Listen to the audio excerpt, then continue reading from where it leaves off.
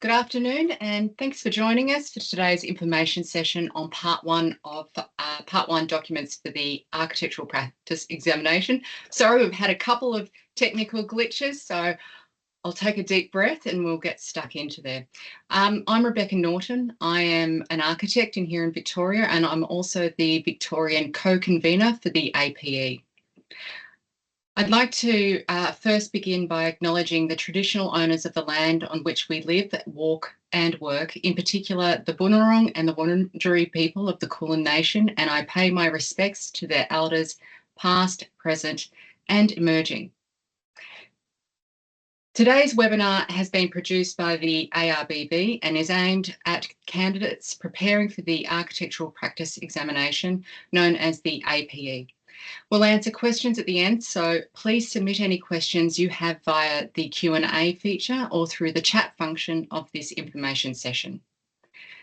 The focus of this presentation will be the architectural practice examination, the APE. This presentation will outline the three parts of the APE process at a high level. However, the majority of the presentation will be going through the part one documents. The aim of this presentation is to provide candidates with a clear understanding of the documentation required to be submitted. If, after watching this presentation, you still have questions, please direct them to the ARBB email, which will be provided on the last slide. The presentation will only be available on the ARB website by the end of this week.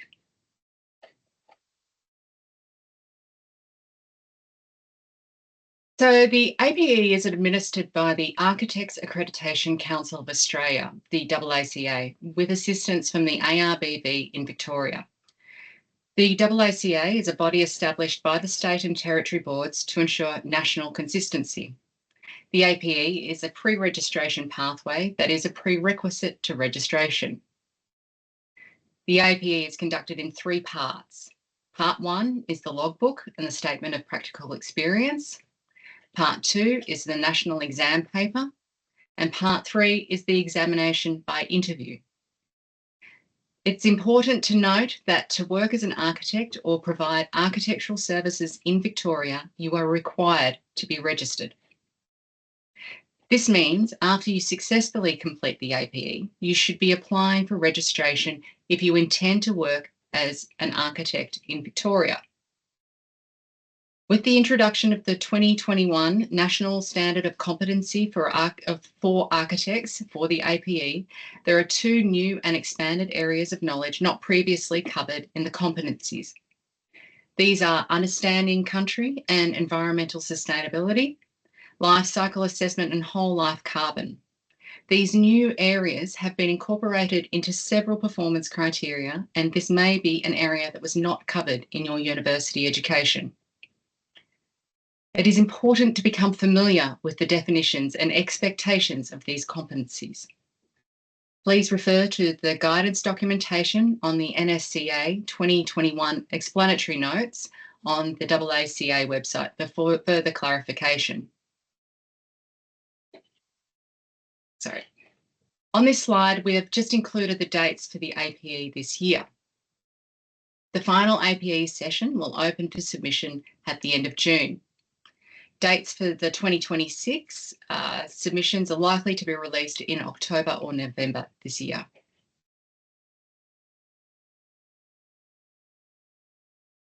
We're going to now look at part one documentation. All of the details about what you need to do is in the APE handbook, which is available on the AACA website. There is also additional resource material available, including video resources to assist in your preparation for the APE. We encourage everyone to not only read the handbook prior to apply for the APE, but also look at the other resources available on the AACA website. There are four components that need to be submitted at part one. These include the logbook, the statement of practical experience, a statutory declaration, and proof of your architectural qualifications. We're going to go through these in detail throughout this presentation with tips along the way. It's important to note that the Part 1 process is usually to determine eligibility to proceed through to Part 2 of the APE. You must ensure you have gained the appropriate experience and have included all of the required appropriate documents as set out in the Architectural Practice Examination Candidate Handbook, which is available on the AACA website. With the logbook, you are required to log 3,300 hours practical experience across 35 performance criteria from the National Standard of Competency relevant to Part 1 of the APE. You can read about the specific performance criteria on the AACA website. You must include a minimum of 35 hours in each mandatory performance criteria and a maximum of 350 hours in any one of the mandatory performance criteria. You are now allowed to log 70 hours of non-project work against the mandatory performance criteria. This may include office management, office meetings, which are not project related, office training, and any learning experience and formal CPD for architects. Practical experience may be gained in the following ways: as an employee of an architectural firm under the supervision of an architect, as an employee in a building design firm, as an employee in a firm in an allied field in the construction industry, in relevant government agencies, independently in a self-employed capacity. Your logbook must include a minimum of 2 years practical experience, which has been gained within the previous 10 years.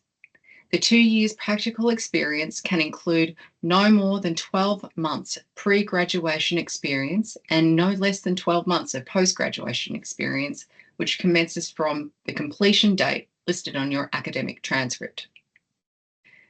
If you intend to include overseas experience in your logbook, you cannot include more than 12 months overseas experience, and you must also have at least 12 months logged experience in Australia. 12 months referred to in the requirements for the APE logbook does not refer to calendar months, but are considered to be the equivalent of 1,650 hours.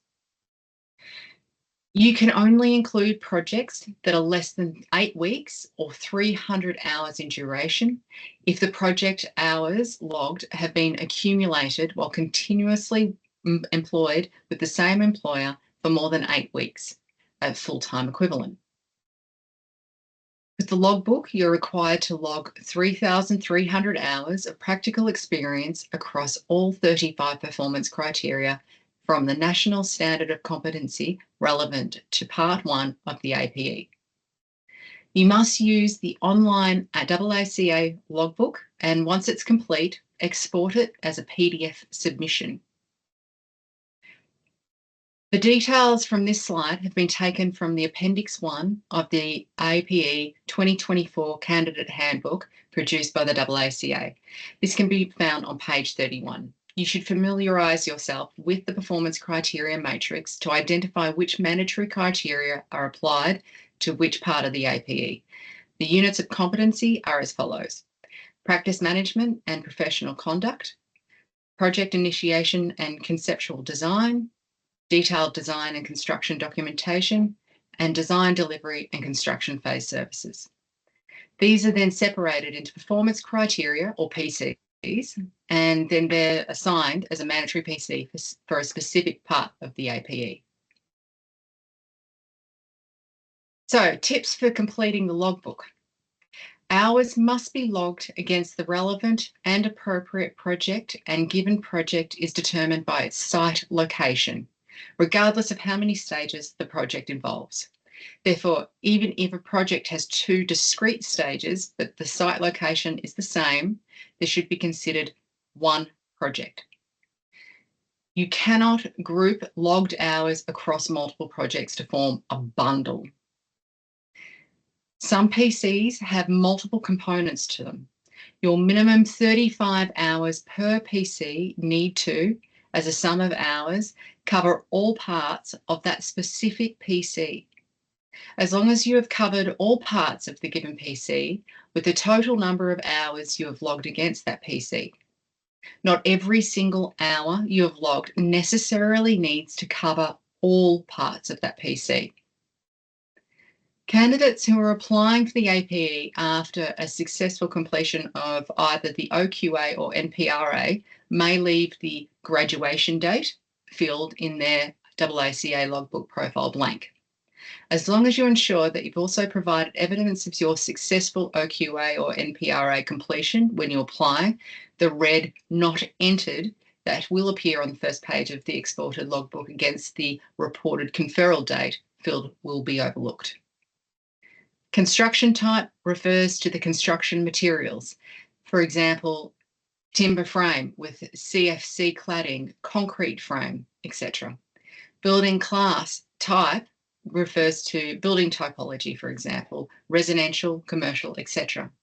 Before submitting your logbook, it's recommended that you check your logbook for consistency across all documents. Ensure project names are consistent between your logbook sheets and statement of experience. Check the topography in your logbook against what you've provided in your statement of practical experience.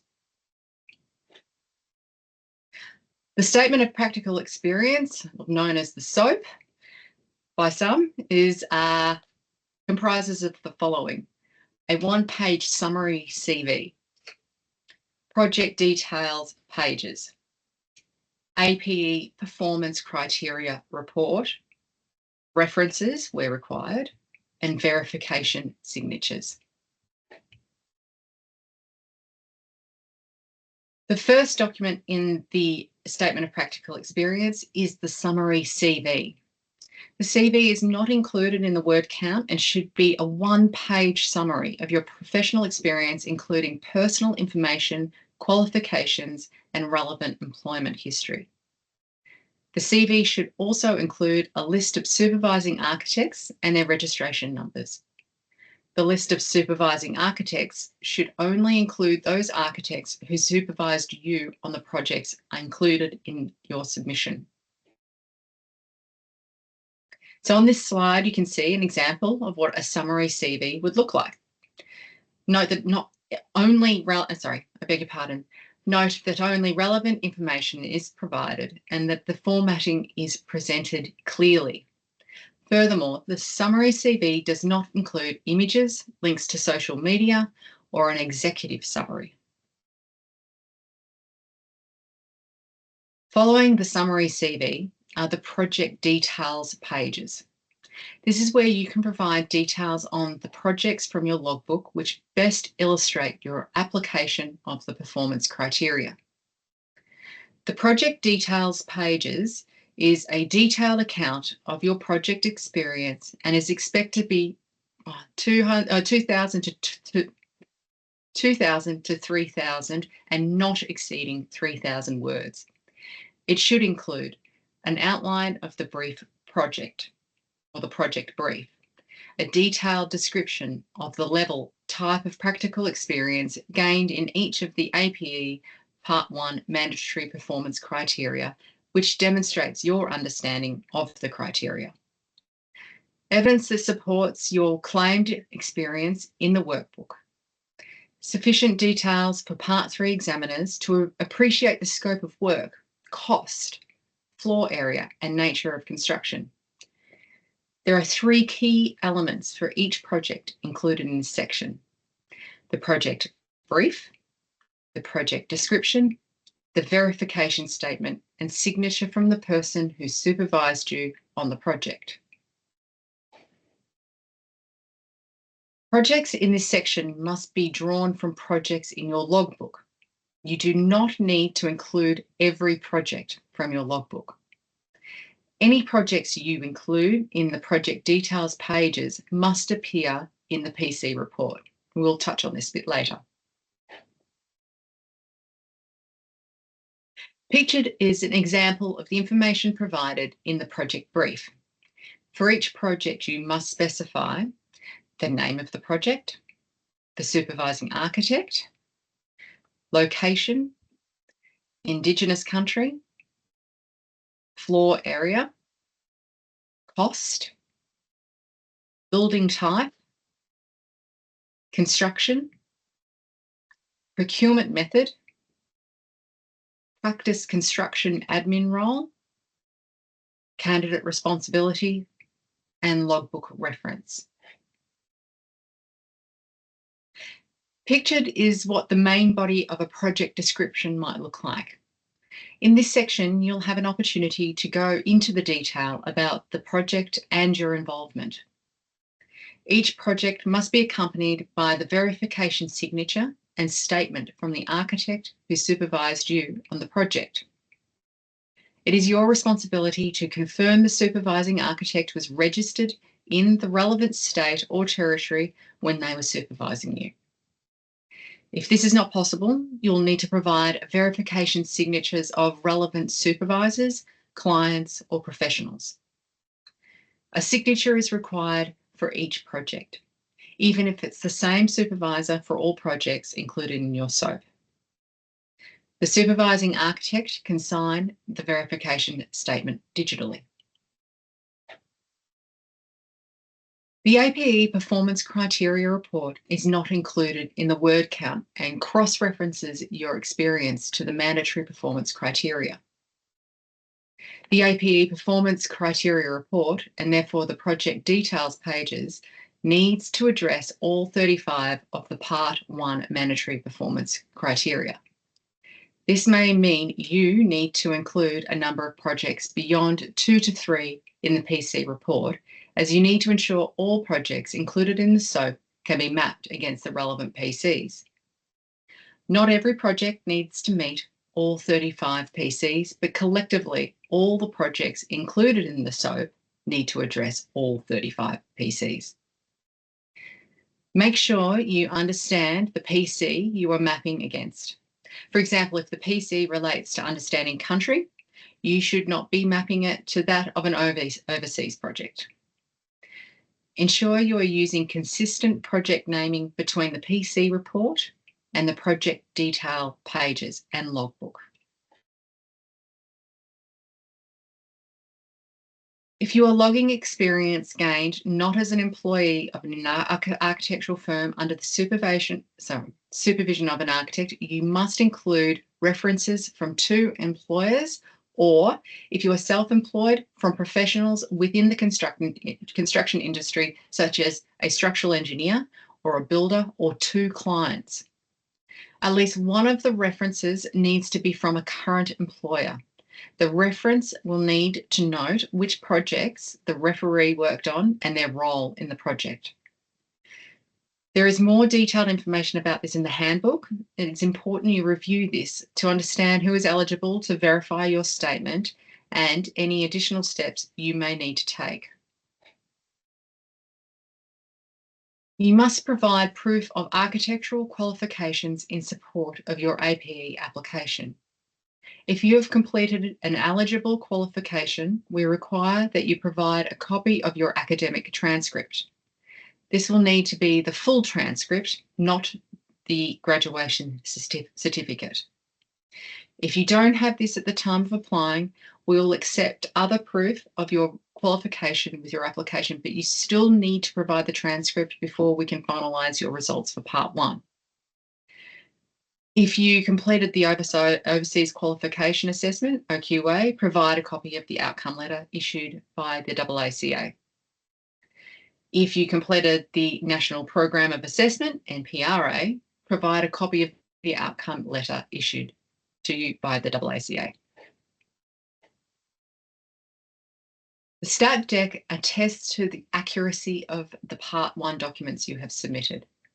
Use the APE stat deck available on the ARBV website. Ensure the stat deck has been appropriately signed and witnessed by a person authorised to witness stat decks. Please ensure the person witnessing your declaration provides their full name, address, and qualifications. Do not attach the stat deck to the other Part 1 documents. Submit it as a separate document. The National Examination Paper, or NEP, is Part 2 of the APE process. This part of the APE is held at the same time nationally, and you must successfully complete Part 2 in order to proceed to Part 3 of the APE. The exam is 120 minutes long and contains 80 questions. It is a scenario-based exam with multiple choice questions. The scenarios used in the exam are based on the National Standards of Competency for Architects and are used to assess the candidate's knowledge and application. There are sample scenarios given to you to give you a better understanding of the structure of the exam. These sample scenarios are available in Appendix 2 of the handbook. Just a reminder for candidates who have a disability or other health-related needs, which might require adjustments to enable them to sit the national exam paper, you can apply for reasonable adjustments. Applications for reasonable adjustments must be submitted with supporting documentation to nep@aaca.org.au on or before the closing date for the submission of the APE Part 1. The last part of the APE is Part 3, the examination by interview. I can see that I've probably jumped ahead of a slide. I do apologise.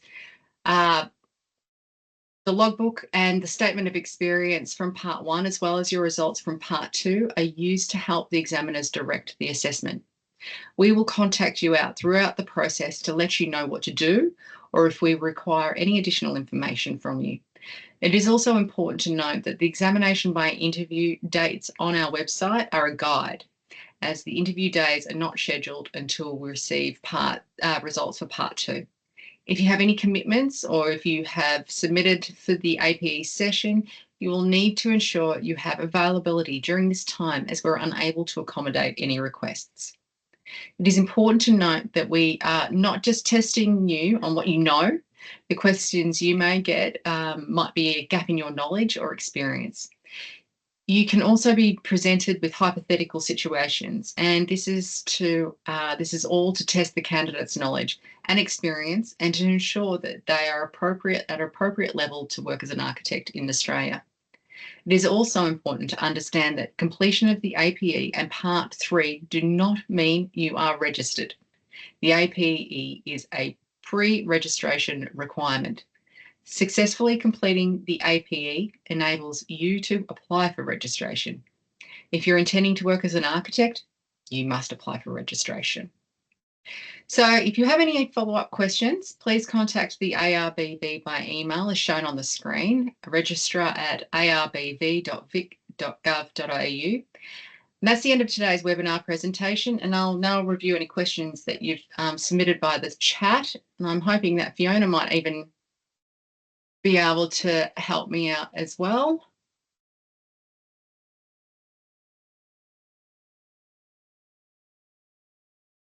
Hi, Rebecca. Do you want me to read some questions out? I have responded to one on there.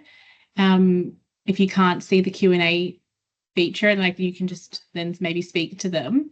There's a question about the PC report. Give me just a second. I was just going to go and find that because I think that one's a good one to speak to. Somebody's asked, are we able to include projects in our PC report that are not in our statement but in our logbook, or must they only be projects listed in our statement? No, you can list those as well. Sorry, go ahead, Fiona. The PC report has to specifically be projects that are in the statement. So your projects that are in your statement, the PC report specifically has to relate to those. You can't include ones from your logbook because the point of the PC report in that submission of your SOAP is to have the projects that you've listed meet all of the PC requirements. So that may mean that you need to include more projects in the SOAP to be able to tick off the 35 PCs that you need to. Sorry. No. It was a much better ending to my start there. And then somebody's asked, maybe this one's for you, somebody's asked, could you please expand on PCs 58 and 59 as they are not detailed in the explanatory notes? Well, I'm happy to go and have a look at that one. Did you want to try another one while I'm looking it up? Sure. Okay. There's a lot here, so sorry, everybody. I'm trying to look through them. Somebody's put in a question about confidential projects. So they've asked about different stages for so several buildings at different stages within the same area. So the rule that we work with is that a project is based on the address. So depending on what the project or how it's set up, if there are several buildings, I imagine they'd all have their own address. So we don't like to do sort of bulk projects in there unless there's specifically all on the one site. So I'm not quite sure. Perhaps you might need to give us a call so we can clarify that with you. The second part of your question, you mentioned some things about confidentiality. You don't need to, if you say, if you can tell us that something's confidential, and you can still report on that in your statement. You can just state that you're under sort of a non-disclosure agreement or there's confidential nature to something. And that's why you haven't provided some of those typography details that Rebecca mentioned earlier. That's fine. So you can do that. Going into those, elaborating on PCs 58 and 59, I imagine these two are probably going to be they could be heavily assessed against because complete documentation, including specifications, drawings, schedules, reports, certification, approvals. So it's all of the documentation that you would complete to obtain a building permit. So that pretty much is a lot of the contract documentation that you would be doing. And then 59 is understand and mitigate risks associated with preparing and recording documentation. So something like preparing site minutes, and then you would log the time in preparing the site minutes or anything to do with recording an adjustment for practical completion, anything to do with adjusting maybe the contract sum, but it's understand and mitigate risk. So you're doing the paperwork to mitigate the risk, but you understand why you are having to do it. So there's a question on here, Beck, that I might throw to you.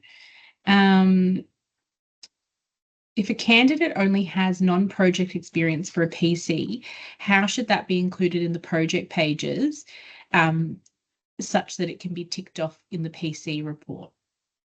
Non-project. Which so should be office. Yeah. Wow. Yeah. I mean, it's certainly tricky because I suspect that like intuitively, if you're doing a CPD that's under with a specific topic, I think that the way that it breaks up the hours anyway is that you can apply them. So if you're doing a piece, if you're doing a CPD on fire safety in a building, then you'd find the appropriate PC that would fall under, which might be something about the NCC and apply it there, but it would be under non-project hours. Does that make sense, Fiona? Yeah, I think so.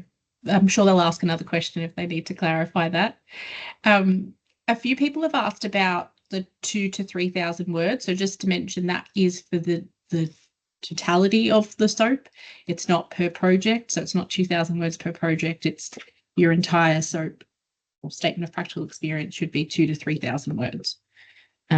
So hopefully I've answered a few people's. Yeah, don't do more than 3,000 words because when you get to the point of your interview, your examiners will be exhausted. They'll clarify any gaps that they might feel as though they have in your logbook.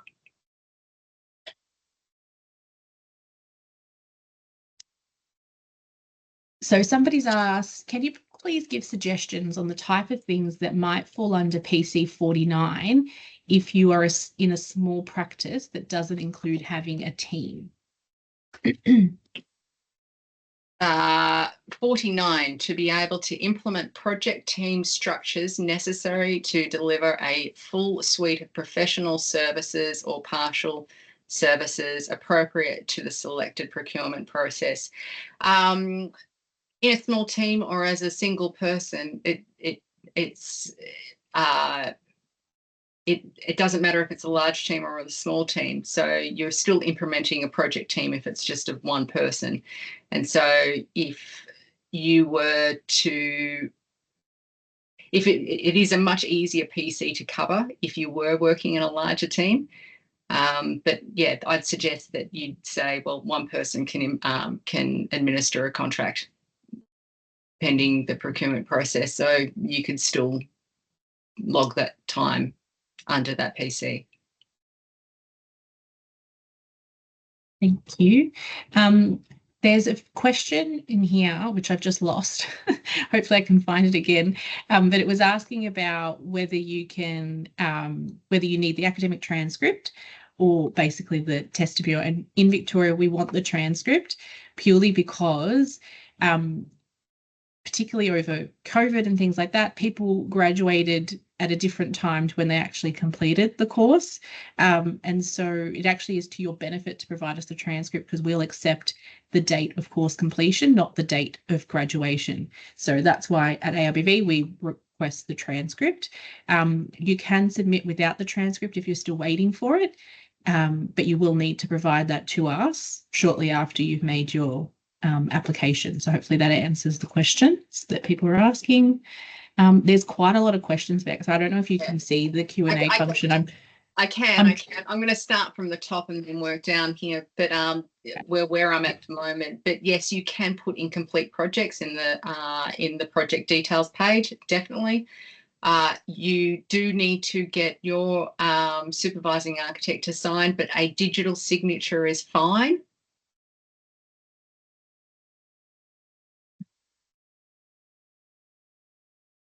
So someone's asked about the less than 300 hours.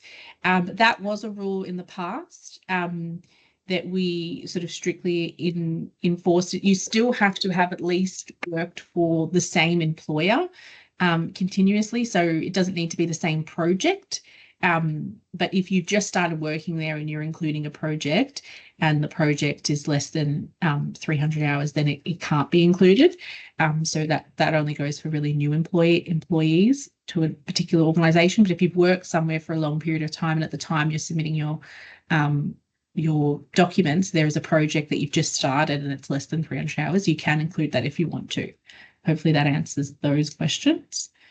There's a question here about logging. A candidate has made logbook hours without using allied industry hours, but also has extensive experience in allied industry.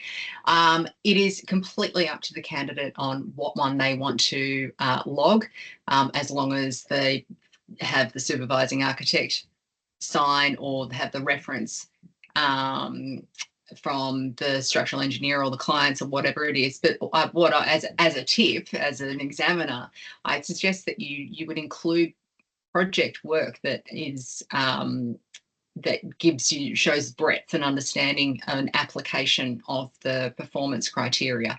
So if you've got a really exciting project that was done outside an architect's office, by all means include that.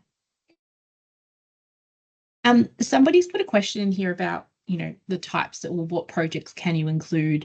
Should it only be your most recent?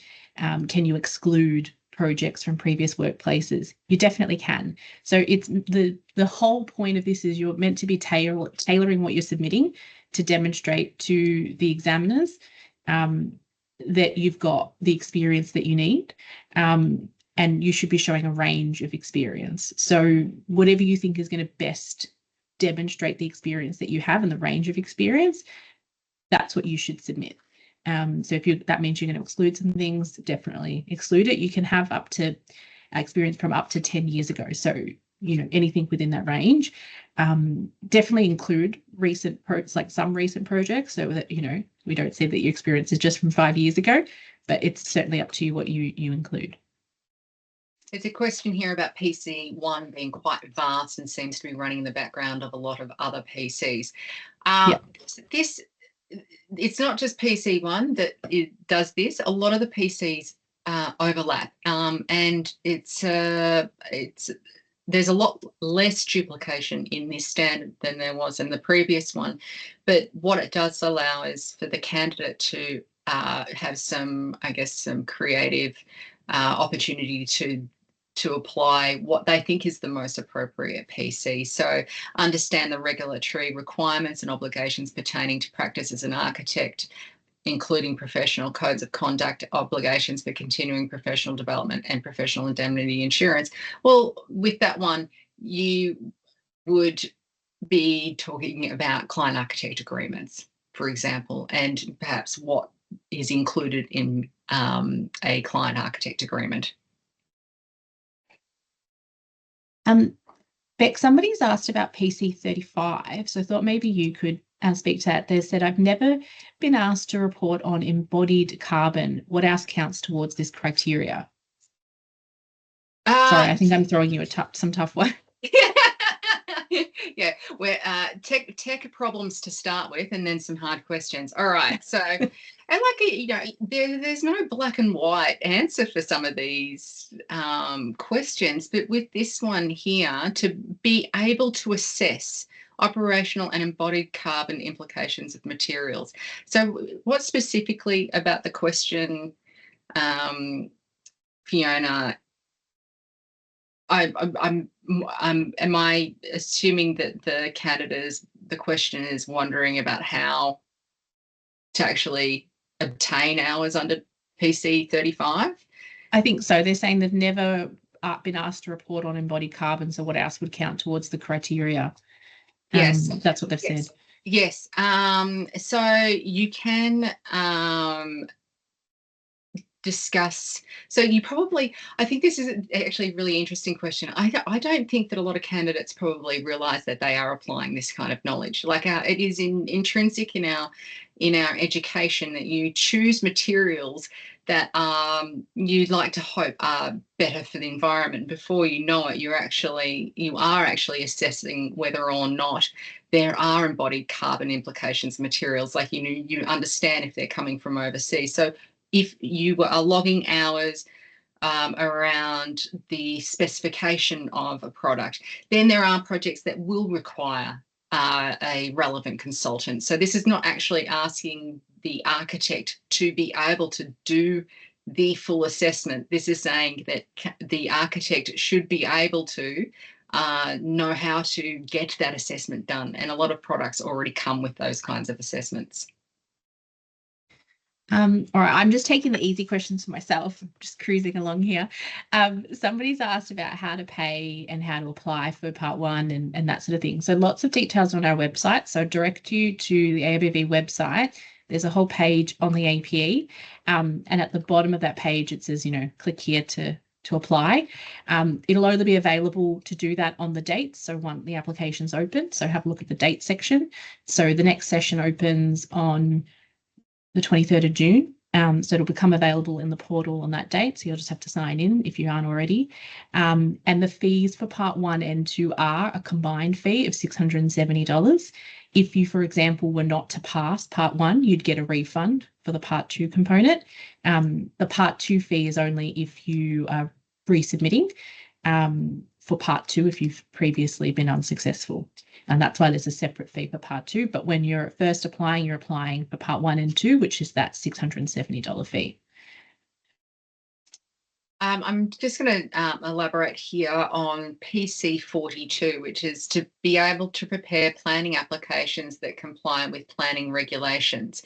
The candidate has asked, can you log hours against this competency if your project is exempt from planning approvals, i.e. school and defence projects? The school and defence projects will have their own regulatory background, and whether it is citing for fire specification 43, anything like that, they're the hours that you can log against 42. There's a question from somebody about the OQA. We don't want your overseas transcript. We just want your OQA result letter. So if you're overseas or anything like that, same goes for if you're, say, doing the NPRA, you just need to provide the AACA letter for, your acceptance through that process, either OQA or NPRA. That's what you provide to us. Then Beck, somebody's asked, there's a few questions about PC1. Have you spoken about PC1? Yeah, that is the regular, the professional codes of conduct obligations. So the anything to do with the way that I normally think of it is a client architect agreement, what's included in the client architect agreement, and then also our professional code of conduct. So is there I did cover one earlier, just in breadth. Is there another specific one? I saw it, but I've lost it now. It's all right.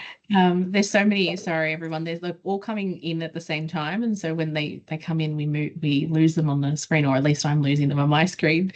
So I'm trying to keep track of which ones I've answered and which ones I haven't. But feel free to put it in again, or I'll see if I can find it. Someone's asked, does the SOAP need to be in timeline order? Not necessarily. I mean, you can do it in sort of whatever order you want.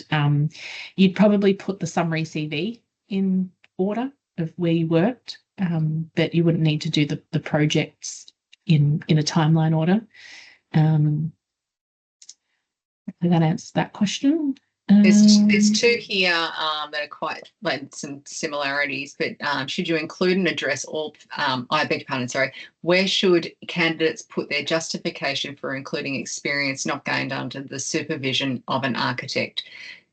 So that will be in your statement, that you will be, like, it'll be obvious to the examiners, but you would describe that in your statement, and in your CV it'll become very apparent that it wasn't done underneath the under the supervision of a registered architect.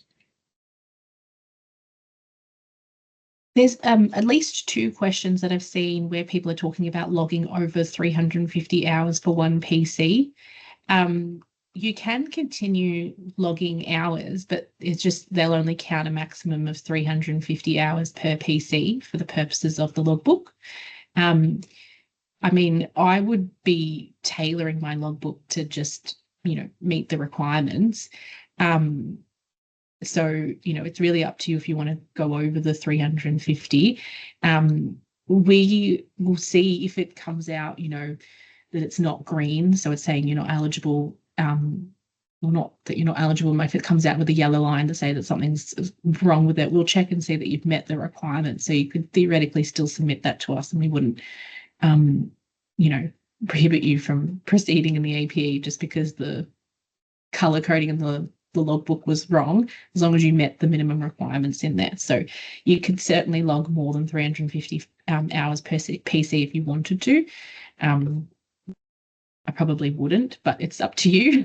No, I wouldn't either. I think you'd probably find another PC that you could that you could find. You could find. There's a good question here from Joel about some of the PCs using including language, vague language, or even at times hyper-specific wide net language. Yeah. Yes. And I do take a bit of time to read, and the way that I think of this is on balance. So if you can meet a PC on balance, it's really difficult to meet every single component, but on balance, then that would be the relevant PC for whatever you're logging against. And in your interview, that will be clarified. Someone's asked about a project that stops and starts over a few years. Should you put the original commencement date? Yes, you should always put the original commencement date. And then if this is for the purposes of just your logbook, just log the time as it's happening in terms of that it's not complete. If you were to then include the project in your SOAP, I would then probably have some explanation of what's happening with the project, that it's stopping and starting in there, so that it's understood why it's taking so long.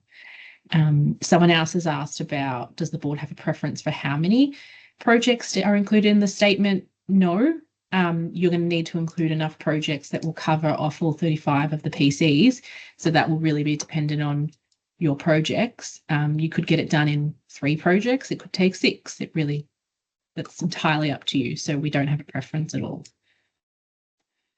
There is a really hard question here about how can I log hours against assessment of tenderers, PC 51, if we were not engaged by the client to take on this role.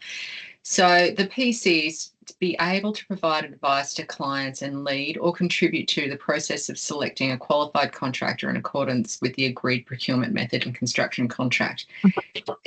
That to me is that candidates need to have a project where they've been able to provide advice and lead a procurement process. Even if it's all novated, that whole being part of that conversation you would be able to log hours if you were leading or if you were contributing to that conversation.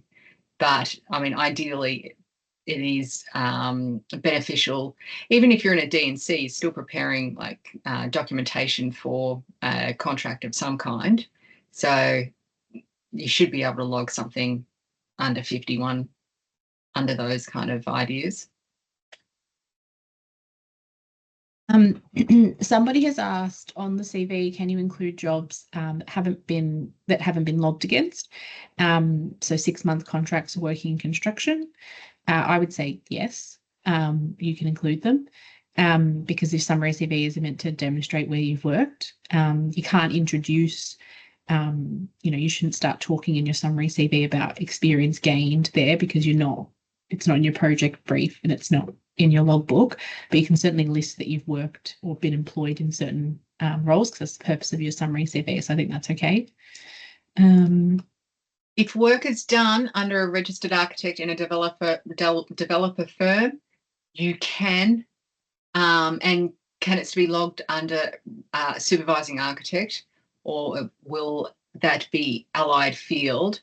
You are being supervised by an architect, so you can use that and have an architect's signature. Somebody's asked about addressing executive or observer during the interview. Executive and observer and participant are no longer, those levels are no longer considered in the APE, so they won't be addressed specifically. So, you're not going to include them in the logbook, you're not going to include them in the statement, and they're not going to necessarily be addressed in that way for the purposes of the interview. So I wouldn't be focusing on that for the APE anymore. Architects that you work with can sign your SAT deck for you. That was an easy one. That was a very easy one.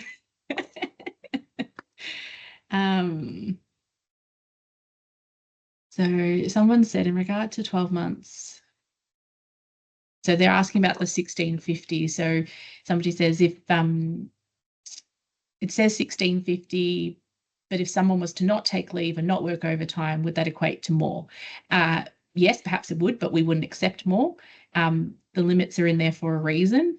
We're not allowed to tell people to be working overtime and not to take leave. So it's worked off of what this standard is in Australia of what people are allowed to do. So we wouldn't, even if you did that, accept more than the designated hours. So don't do that.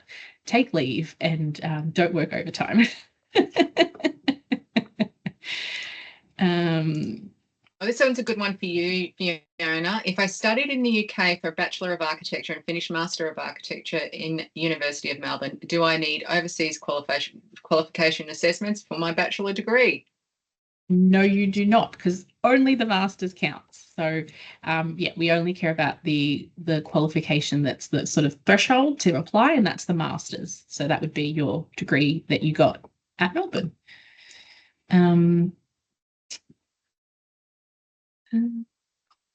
If I've been working for, say, 10 years on complex projects that cover all but the two newly introduced PCs, country and embodied carbon, what would be the best way to approach it?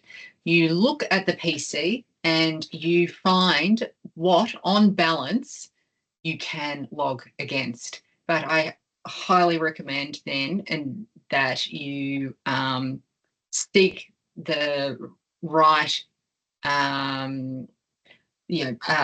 upskilling in those two particular areas through not just like there's so much information on the AACA website about and in the explanatory notes as well with those two PCs. There's a lot there, and you probably find that there are ways that you will be able to log against those particular PCs. But yeah, just do the research so that you're ready for your interview. I think Rebecca answered this question earlier in a different way, but somebody's just asked about working for an entity that's not an approved architectural company or partnership, but being supervised by a registered architect within that employer. Yes, that still counts as being supervised by an architect for that purpose. So that's fine. There's a handy little sort of chart. I think it's on page 17 off the top of my head of the APE handbook that goes through, whether you're working for, an allied field or you're working for an architect. So I'd suggest everybody have a look at that because I think that's quite helpful. I think we've got time for maybe like one or two more questions before one. I'm just trying to make sure we haven't missed anything big. There's a lot of questions. There's a lot. Can I include my CPD as hours in my logbook? Yes, you can under non-project hours.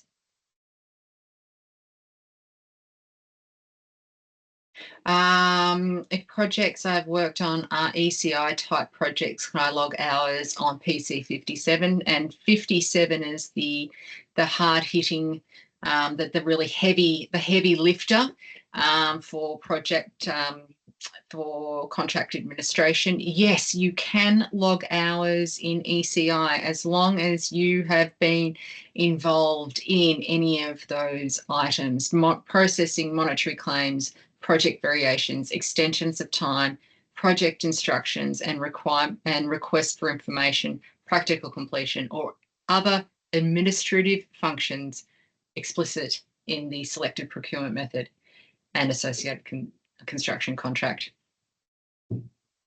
Rebecca, did you speak about PC 53, advice to client on procurement methods? Yes, so I've got two.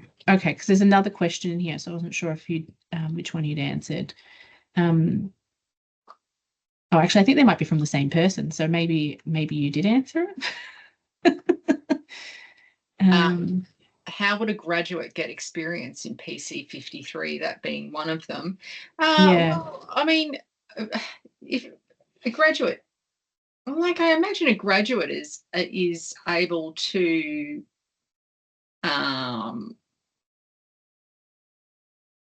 investigate the different contract type for a project, and in fact should be involved really in at least be able to review a contract for a project. So it is the expectation of what a graduate would do. Yeah, and I think the question was in regards to not having, the observer, participant, and executive levels. Well, experience being supervised and participating in, even if you're just sitting there, still can count towards you understanding what's required of you in being able to do that. And so that's the whole point. Like, the questions that you're asked might be hypotheticals. Doesn't mean that you've necessarily ever done that. You need to be able to know what you would do in the situation. So I think that's also important, particularly for part 3. Somebody's asked about complex projects. I know that the handbook says that, you should think about having, or you should include complex projects, but it's not actually a requirement. So it's not something that's required to be ticked off that you have complex projects. So if you've only worked in single residential, that's completely fine for the purposes of the APE. You're not required to log complex projects. I think that's probably a great way for us to probably wrap it up in saying that residential projects are quite often the most difficult projects and most complex projects, because you're dealing with all of your clients and everything's emotions are much more right up there. So are you good, Fiona? Yeah, I think we can end it there. If anybody else has any questions, I know we didn't answer every single question, you can give the ABV a call, send us an email, and we can speak to you individually about your circumstances. So, but yeah, thank you for everyone's time. Thank you, Rebecca, for your presentation. Pleasure. All the best to all of the candidates. Thanks, everybody.